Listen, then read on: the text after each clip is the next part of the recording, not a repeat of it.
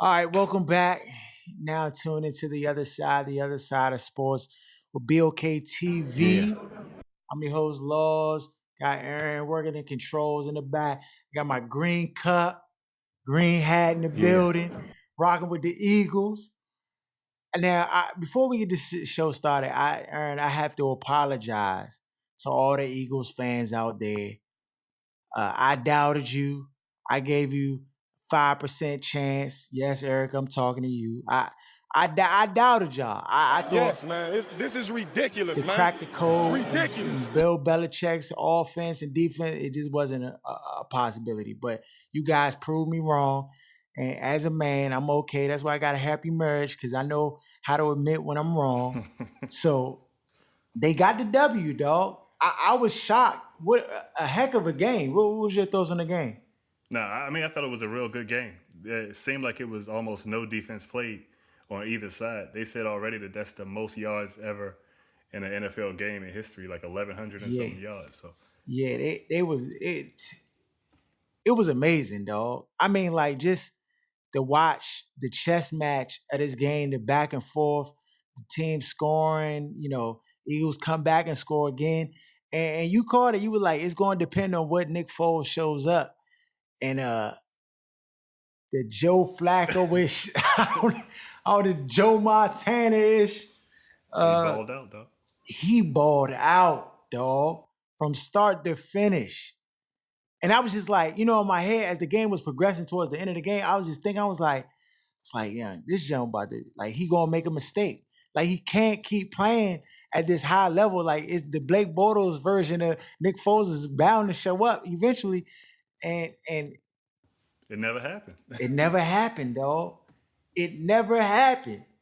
I'm over here screaming "free me" He out lying. here because I couldn't believe it. So He's all lying. the all He the lying. Eagles fans, you deserve to be happy. You deserve, for you to get your first Super Bowl uh, win to be like this. I mean, it was a dominant. I felt like for the most of the game, they dominated this game. Like it was they had control, and it looked like Doug Peterson had his team coach ready not to give it up. Like they played the entire game. What you say, you were like, they can't be scared. These dudes was ready. They were ready, and it showed in their play. I mean, I was thoroughly impressed. I know the city of Philly. I'm glad I don't live up there because it had to They deal was with that. tearing it up. Bama's throwing their papers in the sky like they ain't doing work, nothing. So, Little 7-year-old kids, 2 o'clock in the morning, dancing on top of I cars. want to do no, because it's you already fun. know, yeah. It's fun I to mean, do it's probably bad out of things. control, but it's well deserved, dog. They beat the Patriots. Um, uh, After the game, New England was salty. So Tom Brady, he just goes straight to the locker room, talk about bad sportsmanship. Come on, man, you can't do that. When Cam Newton did that, everybody was all up in arms. But Brady got the complexion for the protection. I haven't heard one story on the national sports circuit about Brady not shaking his That's hand. right. You already know. It's crazy, and it shows to his character that he's a sore loser. I mean, we don't see him lose that often, but when he does lose, he's clearly a sore loser. So if people who Yeah. think Cam is a sore loser, you might as well just dump Brady right in that same bucket because he probably the biggest sore loser of them all, and it's not really being talked about. The other, I'll say, thing that was kind of confusing to me: why was Malcolm Butler like? What happened with Malcolm Butler not playing in the game? We got a saying for that, but I'll keep that off the air. But certain people's egos get bigger than the team. And if this was the other way around, where, say, for example, a player made themselves bigger than the team, they would be getting skewered. But Bill Belichick starting to believe all the hype. He's a genius. He can do whatever he wants, and he'll just be fine. And clearly that had an impact on the game. It definitely had an impact on the game. Um, just the ability, and Malcolm Butler makes plays in these games. And, watching the secondary chase and just be a step behind, Bama's getting caught with double moves and just little stuff here and there that added up. that allowed them to have the confidence that they had to continue to score, for Doug Peterson to go for it on fourth down. That fourth down, that fourth down call by the goal line, where they stole the play from the Patriots that they try to run and then threw the Let me jump. show you how to run this the right way. Dog, I was like, oh, these Bama's came to play. I was hyped. You know what I'm saying? So it definitely all day, Doug Peterson was ready. He had his team ready. The play calling was on 99 from the Eagles. It was crazy.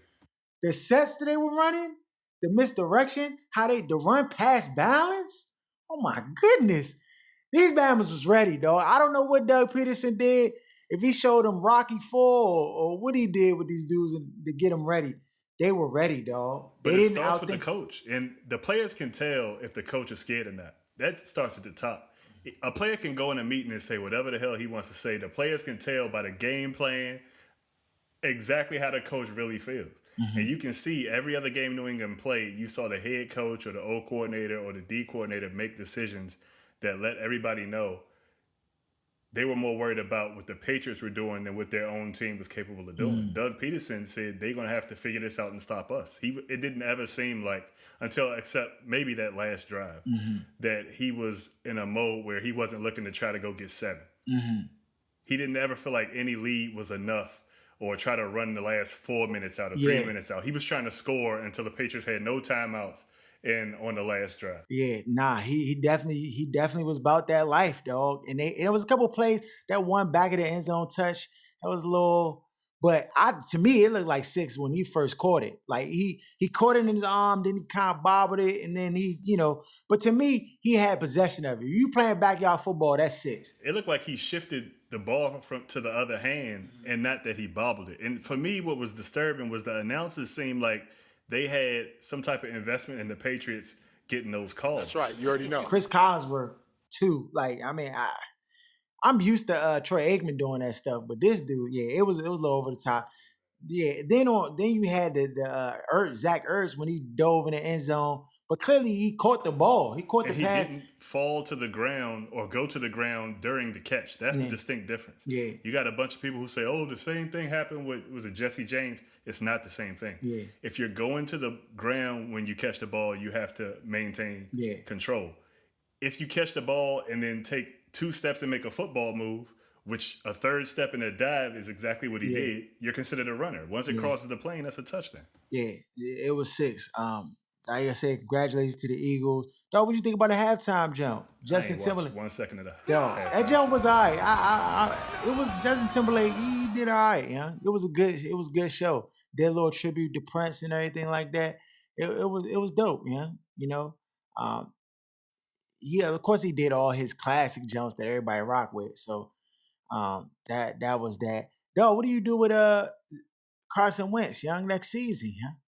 He may not even be ready. He tore his ACL and his LCL, so it's a good chance that he's probably going to start the season on the PUP list, or just he might not be ready come week 1. So I don't think that's a decision you can even make at this point. What do you do with Foles? Do you try to get something for him now that he has value? Now he won a Super Bowl. Do you keep him on the roster and you got to keep him unless somebody wants to overpay ridiculously. Like, let's say the Browns say, we're going to give you the number 1 overall pick for Foles. That'll make you change what the game plan is. But as long as you don't know what's going to happen with Carson Wentz's knee, and not only that, how he's going to be able to play, is he going to be able to be himself? You know what I mean? Once he's healthy enough to get on the field, I think you keep Nick Foles. That's a tough one, though, because I just think now his psyche is a little messed up, because if you bring Nick Foles back, let's say Wentz works to get back healthy at the beginning of the season, he wants to play, and then he goes out there and he plays a little shaky.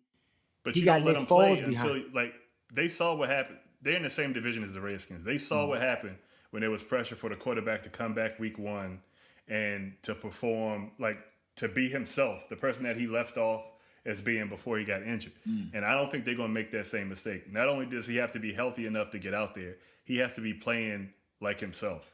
and he can't be favoring that leg or playing differently. If he's not doing that, then Nick Foles should be playing until he's ready to be the Carson Wentz that we saw. Why you doing that? Oh man. Yeah, well, I guess it's a good problem to have. Had two quarterbacks. You got a Super Bowl winning quarterback and then a young promising rookie on your roster. Man, Eagles. I'm still in shock, man. Congratulations to all the Eagles fans out there. Of course, we got the show tomorrow, so we're gonna talk about it a little bit. Talk about it more here. D's opinion here, Jeff's opinion, and see where we go from there. But follow us at BLKSports 980 on IG. Subscribe to the BLKTV channel. Rock with us, and we out.